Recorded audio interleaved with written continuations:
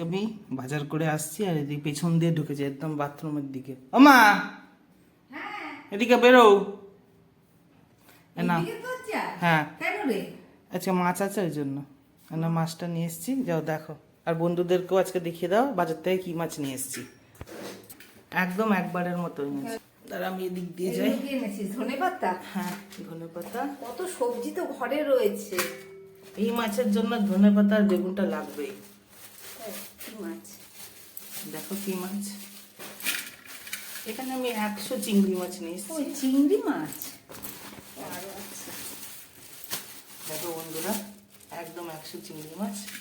ঠিক আছে, 100তেই হবে, 3 জন মানুষ একবার খাওয়া হবে। আর এই বাহ, একদম সুন্দর চন্দনা ইলিশ বলে অনেকে, বা না না, চন্দনা খয়রা ইলিশ বলে।